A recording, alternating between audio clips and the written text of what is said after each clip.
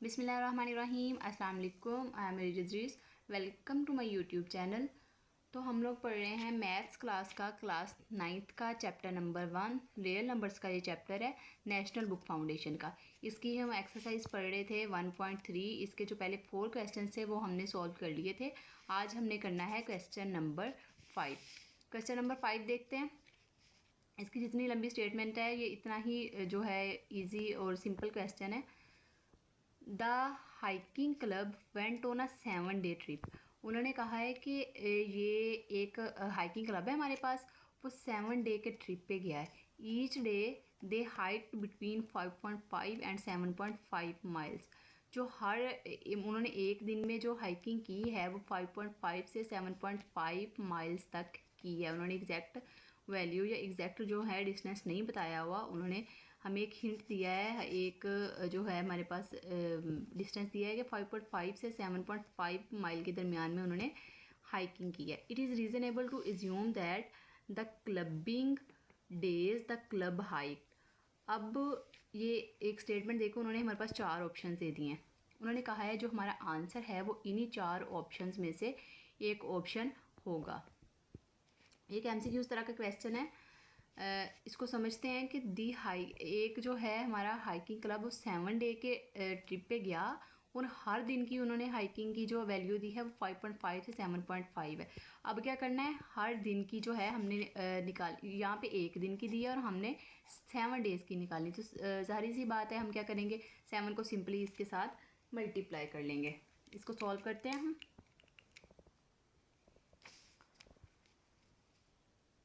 Total days पहले लिख लेते हैं। टोटल डेज ऑफ हाइकिंग कितने डेज थे, 7 डेज। और ईच डेज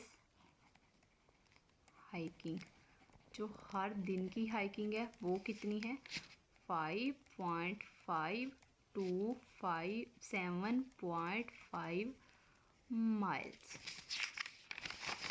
एग्जैक्ट वैल्यू हमें नहीं पता, हमारी जो है वैल्यू इन 2 नंबर्स के दरमियान में है। तो हमने क्या करनी है, इसकी हाइकिंग हमने फाइंड करनी है। The club height, assume that the clubbing the days the club height, 7 days की जो है हमने हाइकिंग ऑफ 7 डेज, ये हमारे पास क्या आ जाएगी,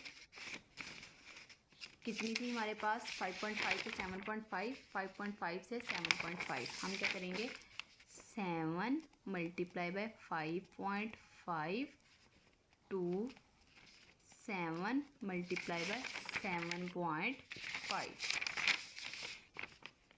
7.5। इसको इन दोनों को मल्टीप्लाई करते हैं तो हमारे पास 7 को जो 5.5 से मल्टीप्लाई करते हैं तो हमारे पास आता है 38.52। और जब 7 को 7.5 से मल्टीप्लाई करते हैं तो हमारे पास आता है 52.5 माइल्स। ये हमारे पास क्या आ जाएगा, ये 7 डेज़ की हाइकिंग आ जाएगी जी। अब हमने ये समझ रहे हैं हमारा आंसर जो आया है वो आया है 38.5 to 52.5। अब हमारे पास जो ऑप्शंस थे वो उसने 4 ऑप्शंस हमें दिए हुए थे। Less than 35 miles, between 35 and 55 miles, equally 55 miles और मोर देन 55 माइल्स। अब जो हमारा आंसर है वो कितना आया है, 38.5 टू 52.5। अब ये देखना है हमने कि ये इन चारों ऑप्शन में से कौन सा ऑप्शन जो है बेस्ट है। अब 38.5, ये तो वैसे 38 से स्टार्ट हो रहा है, लेस देन वाला तो ऑप्शन नहीं हो सकता क्योंकि यहाँ पे लेस देन 35 है। तीसरा देखते हैं पहले, इक्वली 55, तो 55 के इक्वल भी ये नहीं है दोनों नंबर्स में से कोई भी, तो ये 2 नंबर्स है हमारे पास। जो थर्ड है मोर देन 55, तो यहाँ पे 52.5 पे एंड हो रहा है, मोर देन 55 वाला भी ऑप्शन नहीं है। तो हमारे पास थर्ड ये है 35 एंड 55, तो ये 38.5 से लेके 52.25 तक है। तो ये हमारे पास 35 एंड 55 के सेंटर में बीच में आ रहा है, तो ये हमारे पास जो बी वाला ऑप्शन है ये हमारे पास करेक्ट आंसर है। हम क्या लिख देंगे, option B is correct answer और रीज़नेबल, ये लिख देंगे हम सिंपली। ये था हमारे पास। नेक्स्ट है हमारे पास question number 6। For a class party the students council purchased 42 balloons at RS 1.85। एक क्लास की काउंसिल पार्टी है और स्टूडेंट्स ने जो 42 बलून्स वो परचेज़ किए हैं, कितने में, एक बलून की कीमत कितनी है, प्राइस कितनी है, 1.85। 42 बलून्स उन्होंने बाय किए हैं और कितने में किए हैं, एक बलून जो है 1.85 का है।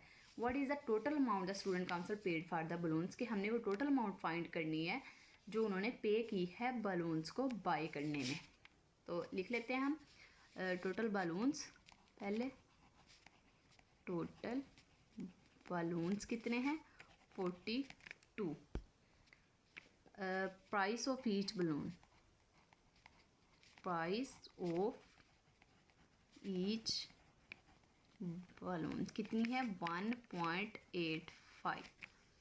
तो टोटल अमाउंट फिर कितनी आ जाएगी, 42 बलून्स थे और प्राइस ईच बलून कितनी थी, तो टोटल अमाउंट उन्होंने कितनी आ जाएगी। सिंपल क्या करेंगे, 42 को हम मल्टीप्लाई कर देंगे 1.85 से। 42 को जब हम 1.85 से मल्टीप्लाई करते हैं तो हमारे पास रहता है 77.7। ये हमारे पास इतनी उसने प्राइस जो है स्टूडेंट्स ने वो पे की है, टोटल अमाउंट। सिंपल यही हमने निकालना था, 77.7। ये था हमारे पास क्वेश्चन नंबर 6। नेक्स्ट है हमारे पास क्वेश्चन नंबर 7। क्वेश्चन नंबर 7 की स्टेटमेंट को देखते हैं। ये क्वेश्चन वो हैं जिनकी स्टेटमेंट अगर हमें समझ में आ जाए तो क्वेश्चन को सॉल्व करना कोई मुश्किल बात नहीं है, बहुत आसान है ये। A group of friends made 4 yard long rectangular banner. सबसे पहले हम ये समझते हैं कि एक फ्रेंड्स का ग्रुप है, उन्होंने क्या किया, 4 यार्ड लॉन्ग रेक्टेंगुलर बैनर बनाया। एक उन्होंने क्या बनाया है, बैनर बनाया, रेक्टेंगल इस शेप का होगा, रेक्टेंगल इस तरह की शेप होगी रेक्टेंगल की, और 4 यार्ड लॉन्ग यानी कि उसकी जो लेंथ है वो कितनी दी हुई है, 4 यार्ड, ये उसने लेंथ दी हुई है। दे पेड RS 3.7 पर यार्ड, जो हर एक यार्ड की पेमेंट की है वो कितनी की है, एक यार्ड की उन्होंने कितनी की है, 3.75। For the fabric and RS 9 for the firm to go around the banner. 9 rupees कहाँ उन्होंने पे किए हैं, इस जो है बैनर के इर्द गिर्द इसको मजबूत करने के लिए उन्होंने जो एक कवर वगैरह या गो अराउंड द बैनर, एक उन्होंने इसको मजबूत करने के लिए फैब्रिक लगाई है। एंड फॉर द फैब्रिक, हाँ फैब्रिक जो उन्होंने इसको मजबूत करने के लिए लगाई है वो कितने की है, RS 9 की। 10 यार्ड पैरामीटर, और इसका 10 यार्ड पेरीमीटर, इसका पेरीमीटर उसने हमें दे दिया है, ये क्या है, पेरीमीटर कितना है, 10 yard. What was the width of the banner. अब हमने क्या करना है, लेंथ हमें पता है, हमने क्या करनी है, विड्थ यानी कि ये वाली, ये लेंथ होती है, ये विड्थ होती है। अगर इसकी लेंथ इतनी है तो जाहिर सी बात है ये दोनों इक्वल हैं, तो इसकी भी इतनी ही होगी। फिर ये हमने फाइंड करनी है x, ये और ये दोनों इक्वल हैं, तो ये और ये हमने क्या करनी है, विड्थ उसकी फाइंड करनी है। सबसे पहले हमें पता होना चाहिए कि पेरीमीटर ऑफ रेक्टेंगल, इसका फार्मूला क्या होता है, perimeter of rectangle. Perimeter of rectangle हमारे पास होता है 2L प्लस W। 2L क्या है, लेंथ, W क्या है, विड्थ। पेरीमीटर ऑफ रेक्टेंगल कितना है हमारे पास दिया हुआ है, 10 यार्ड, 10, ठीक है। और 2 लेंथ मैंने पहले बताया था, लेंथ ये वाली लेंथ है हमारे पास, लेंथ कितनी दी हुई है, 4। और ये जो है विड्थ हमने क्या करनी है, फाइंड करनी है। यहाँ पे विड्थ को हमने नाम दिया है x का, x इसको ऐसे लिख देंगे, 10, 2 को अंदर मल्टीप्लाई करें, 2 4 जार 8 और 2x वैसे आ जाएगा।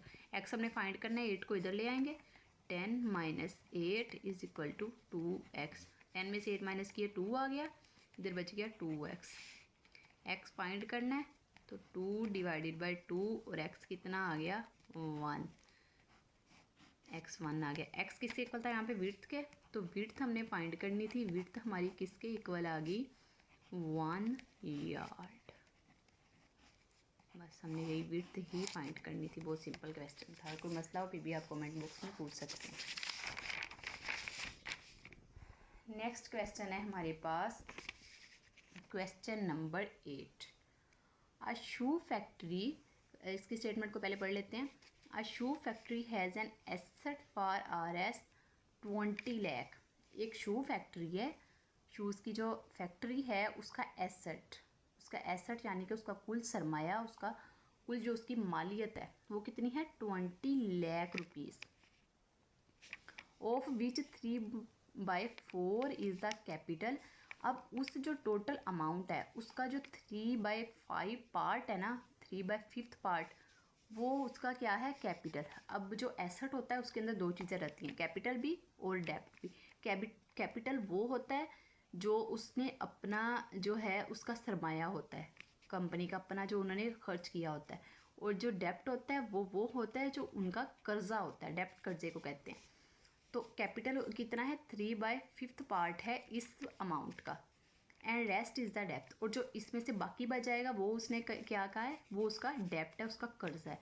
अब क्या करना है, उसने कहा है अमाउंट हमने फाइंड करनी है कैपिटल की भी, कि यानी उसका जो खुद की जो सरमायाकारी वो कितनी है, और जो है सरमायाकारी कह दिया उसका जो खर्चा है, और जो डेप्थ उसका कर्ज है। ये दोनों चीज़ें हमने क्या करनी है फाइंड करनी है। सबसे पहले हम लिख लेते हैं टोटल एसेट। टोटल एसेट कितना है उसका 20 लाख। ये हमारे पास 2 3 4 5 ये हमारे पास क्या है उसका एसेट है। अब पहले हम निकाल लेंगे उसका कैपिटल ऑफ दैट अमाउंट। ये क्या है 3/5 मल्टीप्लाई बाय, ये इसका कैसे निकालेंगे कैपिटल, उसका 3/5 पार्ट है ना, तो हम इसको 3/5 से मल्टीप्लाई कर देंगे। सिंपल। क्या करेंगे पहले 5 4 ज़ार 20, ये बच जाएगा 1 2 3 4 5, तो ये 4 लाख आ जाएगा हमारे पास। 4 लाख को 3 से मल्टीप्लाई करेंगे तो कितना आ जाएगा 12। ये हमारे पास आ गई उसका कैपिटल। अब ये ऑब्वियस सी बात है कि एसेट की जो टोटल अमाउंट है उसमें कैपिटल जो है हमारे पास 12 लाख है, तो डेब्ट कितना बचेगा 20 लाख में से अगर 12 लाख जो है वो कैपिटल है, तो जाहिर सी बात है जो 8 लाख बाकी बचेगा वो उसका क्या होगा एसेट होगा, ओ सॉरी डेब्ट होगा। डेब्ट कितना उसका होगा, हम क्या करेंगे जो टोटल अमाउंट है उसमें से, टोटल अमाउंट में से कैपिटल अमाउंट को माइनस कर देंगे। टोटल कितना था 20, इसमें से क्या करेंगे कैपिटल 12 को माइनस कर देंगे। ये हमारे पास एज आ जाएगा 8 लाख।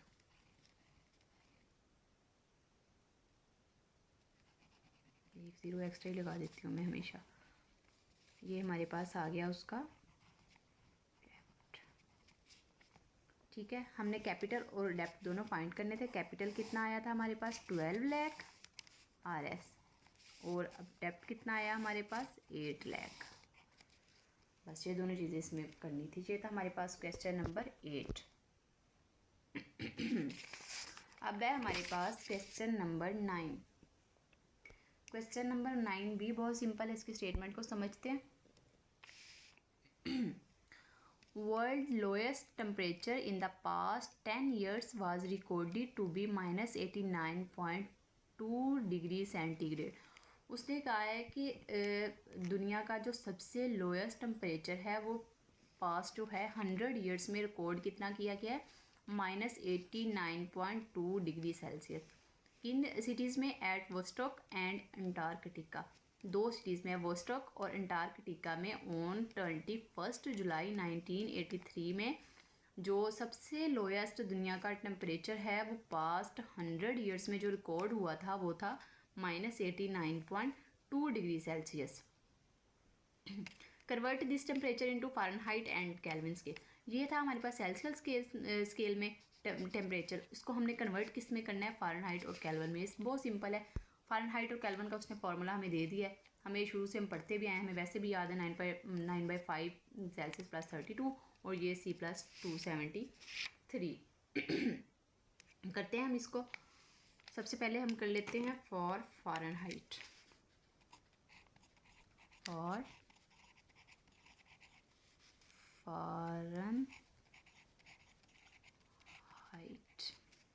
फ़ारेनहाइट का फार्मूला क्या है, 9/5 C प्लस 32।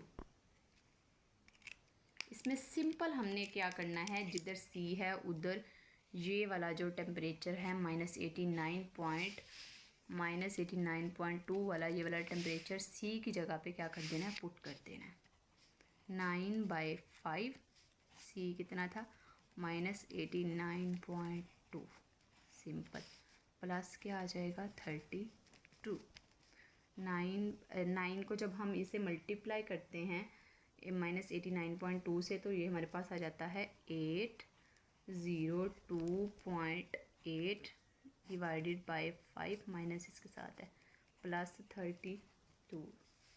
इसको जब हम डिवाइड करते हैं 5 पे, ये आ जाता है हमारे पास -160.56 प्लस 32। इसको जब हम इसमें प्लस करते हैं तो ये हमारे पास रहता है 128.56 फ़ारेनहाइट। सिंपल हमने इसको सॉल्व किया है,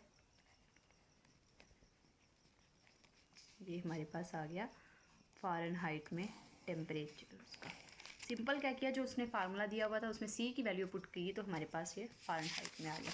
नेक्स्ट हमने क्या करना है केल्विन में। केल्विन का क्या है फार्मूला, C प्लस 273। सिंपल, बहुत सिंपल है कि C को जो टेम्परेचर हमें गिवन है उसको हमने 273 में ऐड कर देना है। फॉर केल्विन क्या करना है, टेम्परेचर कितना हमें गिवन था -89.2 -89.2 प्लस 273। इसको जब हम ऐड करते हैं तो ये हमारे पास आ जाता है ये प्लस का है तो ये इसको प्लस कर देगा, ये ग्रेटर है हमारे पास, तो ये आ जाता है 183.3 केल्विन। सिंपल, ये केल्विन में आ गया। बस इतना सा काम था इसमें। अब है जी हमारे पास क्वेश्चन नंबर 10 है, लास्ट क्वेश्चन है 1.3 एक्सरसाइज का। इस क्वेश्चन को देखते हैं, इसकी बस स्टेटमेंट को समझते हैं पहले। A company was penalised by the government act for low quality production. एक कंपनी है हमारे पास, उसको ना फाइन हुआ है, जुर्माना हुआ है गवर्नमेंट एक्ट की तरफ से। उसकी जो थी प्रोडक्ट्स की जो लो क्वालिटी थी, जो लो थी, लो क्वालिटी प्रोडक्शन की वजह से उसको क्या हुआ है, जुर्माना हुआ है। If the company has 3 share holders, उस कंपनी में शेयर होल्डर्स कितने हैं, 3 हैं, फ़रा, मरियम एंड तहरीम। 3 जो हैं उसके शेयर होल्डर्स हैं। Investing in the ratios of, अब उनकी जो इन्वेस्टमेंट है उनकी रेशो क्या है, 1, यानी कि जो फ़रा है उसकी क्या है 1, मरियम की 2 और तहरीम की 3। Amount of penalty is, total जो अमाउंट है उनको जो पेनल्टी पड़ी है, उनको जुर्माना पड़ा है वो 456,868.97। इतनी जो अमाउंट है ना उसका उसको क्या पड़ा है, फाइन हुआ है। Find the amount of penalty paid by each of 3 share holders. उन्होंने कहा है इतना जो टोटल फाइन है वो तीनों शेयर होल्डर्स के हिस्से में कितना कितना आता है, वो हमने क्या करनी है, अमाउंट फाइंड करनी है। अच्छा, यहाँ पे एक चीज़ है कि अगर इन्वेस्टमेंट है कंपनी में, सबसे जो कम इन्वेस्टमेंट है वो फ़रा की है, उससे ज़्यादा मरियम की है, उससे ज़्यादा तहरीम की है। अगर इनको प्रॉफिट इतना हो, मतलब अब जब प्रॉफिट आएगा, जब इतनी इन्वेस्टमेंट है, मतलब कोई भी अमाउंट जो है उसने इन्वेस्ट की हुई है, उसका जो प्रॉफिट है वो तहरीम का ज़्यादा बनेगा, मरियम का उससे कम बनेगा, सबसे कम फ़रा का बनेगा। तो हम ये इस क्वेश्चन को सोल्व करके ये भी नोटिस करेंगे कि क्या पेनल्टी जो है वो भी इसी तरह पड़ेगी कि इसके सबसे ज़्यादा इसको फिर कम और इसको इससे कम। ये हम अब सोल्व करते हैं इस क्वेश्चन को। इस क्वेश्चन को सोल्व करने का तरीका क्या है? टोटल अमाउंट, सबसे पहले हम लिख लेते हैं टोटल अमाउंट ऑफ पेनल्टी, वो कितना है 456868.97, ये हमारे पास टोटल अमाउंट है। ठीक है, फिर Farah, Maryam and Tahreem, ratio of Farah की रेशो क्या है 1, रेशो ऑफ मरियम की क्या है 2 और रेशो ऑफ तहरीम की क्या है 3। सबसे पहले इसका ये मेथड होता है कि हम क्या करेंगे, सम ऑफ रेशोज़, तीनों रेशोज़ को क्या कर लेंगे सम, 1 + 2 + 3, ये हमारे पास आ जाएगा 6 आ जाएगा हमारे पास ये। और अब हमने निकालनी है हर एक की, ये तो थी टोटल इनकी रेशो जो थी, अब हमने हर एक की निकालनी है। कैसे निकालेंगे? सबसे पहले हमने किसकी निकालते हैं,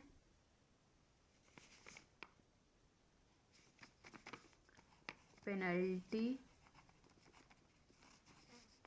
टू, या जो है पे करनी पड़ी है फ़रा को,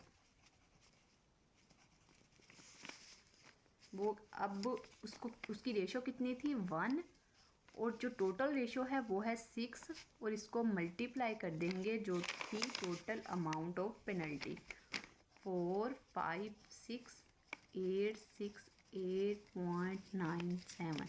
सिंपल क्या आ जाएगा, इसको मल्टीप्लाई करेंगे तो 1 आ जाएगा, उसको 6 पे हम क्या कर देंगे डिवाइड कर देंगे। इसको जब हम डिवाइड करते हैं हमारे पास आंसर आता है 6714482। ये थी फ़रा की जो थी उसको जो पेनल्टी पड़ी है वो इतनी पड़ी है। सिंपल। अब जब हम निकालेंगे penalty of Mariam, next Mariam को कितनी पड़ी है, मरियम को पेनल्टी कितनी पड़ी है, मरियम की रेशो कितनी थी 2, टोटल थी 6, और इसको मल्टीप्लाई कर देंगे इस अमाउंट के साथ 868.97। सिंपल क्या करेंगे, पहले इसको 6 पे डिवाइड कर लेंगे या 2 के साथ मल्टीप्लाई करके 6 पे डिवाइड कर लेंगे। 6 को जब हमने इस पे डिवाइड किया था तो क्या आया था हमारे पास 76144.82। इसी अमाउंट को 2 के साथ हम मल्टीप्लाई कर लेते हैं 2 के साथ, तो ये हमारे पास क्या आ जाएगा 152289.65। ये अमाउंट आ गई मरियम की। नेक्स्ट किसकी रह गई, तीसरी जो थी तहरीम थी, पेनल्टी अमाउंट ऑफ तहरीम की रेशो क्या थी 3, 6 पे इसको डिवाइड करना है और टोटल अमाउंट के साथ क्या कर देना है मल्टीप्लाई। सिंपल क्या करेंगे, इसको 6 पे डिवाइड करके क्या आया था 76144.82, यहाँ पे पॉइंट है। इसको जब हम 3 के साथ मल्टीप्लाई करेंगे तो ये हमारे पास आ जाता है 228434.46। इतनी अमाउंट की पेनल्टी जो है पे करनी पड़ी है तहरीम को।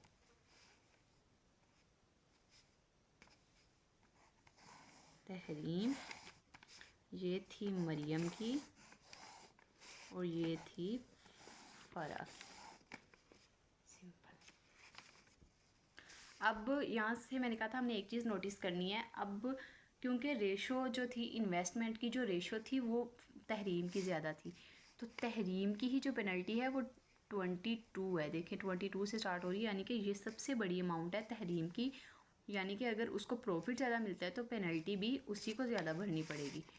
15, ये 15 है, ये 761, ये इसकी अमाउंट सबसे कम है, इसकी जो रेशो थी इन्वेस्टमेंट थी वो भी कम थी। तो हमारे पास हमने क्या की, तीनों की पेनल्टी जो थी अमाउंट वो निकाल ली तीनों शेयर होल्डर्स की। ये थी हमारे पास 1.3 एक्सरसाइज जो हमारी कंप्लीट हो गई है। फिर भी आप लोगों को इसमें कोई मसला हो, कोई क्वेश्चन हो तो आप कमेंट बॉक्स में पूछ सकते हैं। Thank you for watching. अल्लाह हाफिज़।